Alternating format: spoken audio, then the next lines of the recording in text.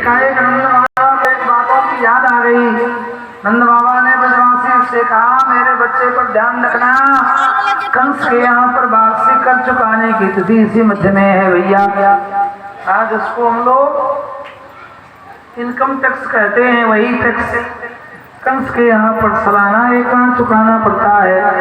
तो हमारे बाबा नंद ने अपने ग्वालवाल सखा ने बड़े बुजुर्गों से भी कहा कि ध्यान रखना। श्रीमद् भागवत में लिखा है, गोपान गोकुल रक्षायाम निरूप्य मथुरां गतः, गोपान गोकुल रक्षायाम निरूप्य मथुरां गतः, नंद कंसस्य वार्षिकं खरन्दातुं वसुदेवो वसुत्यो भ्रातरं नन्दमागतं ज्ञात्वा दुःखकरं रात्रिरेव। अपने ब्रजवासी के ऊपर में बच्चे की भार, उनके रक्षा की भार को दे करके और कर वसूल कर गांव से बाबा नंद पहुंचे हैं मथुरा। कहाँ? राजा कंस के यहाँ पर। राजा कंस को जैसे ही वार्षिक कर दिया तो कंस ने पूछा, इस बार ज्यादा धन लेकर क्यों आ गए? इस बार ज्यादा धन लाने का प्रयोजन क्या था? उन्होंने कहा, सुनो महाराज, मेरे को विधाता ने बुढ़ापा में बेटा दिया है। सच बोले हाँ? तो बेटा की प्रसन्नता में हमने बधाइयाँ बांटी, आपके लिए भी वही बधाई थोड़ा सा लेते आए, बस वही ज्यादा। बाबा बहुत अच्छा, बहुत अच्छा।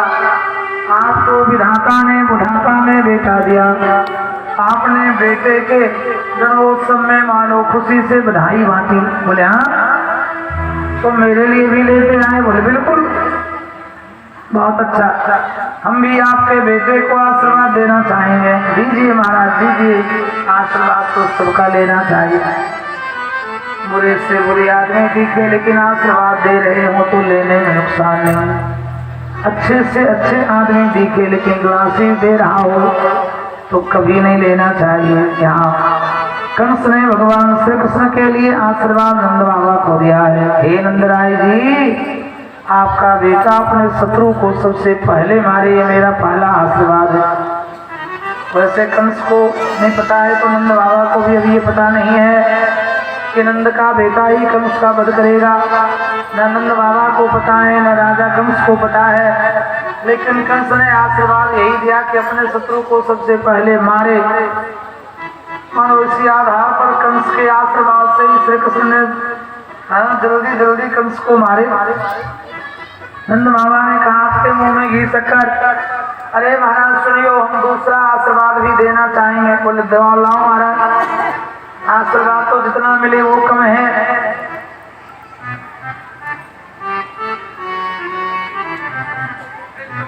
वृंदावन बिहारी आप लोग थोड़ा खिसक खिसक कर बैठिए, एक जगह बैठने में बातचीत करनी पड़ेगी। दो दो हाथ हटकर, एक एक हाथ हटकर बैठना चाहिए। यहाँ से दिखाई देता कौन कौन कृपया बात कर रहे हैं, क्या क्या बात कर रहे हैं वो भी कहें तो हम सुना दें, लेकिन हम सुनाएंगे नहीं तो कोई दूसरी चीज सुना दें।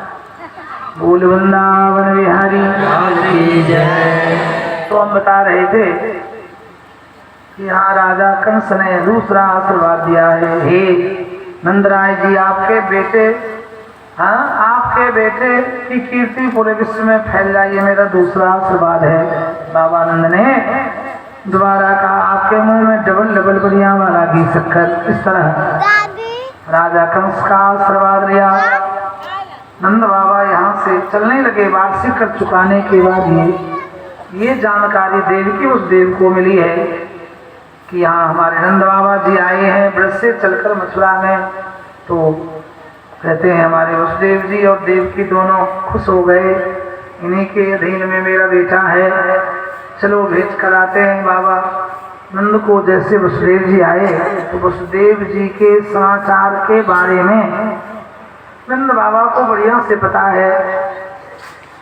वसुदेव जी की दूसरी पत्नी जो रोहिणी है, कंस के भय से बाबा नंद के यहाँ गोकुल में रह रही है, और लाला भी उधर ही गया है। तो ये लाला गया है, ये बात नंद बाबा को पता नहीं।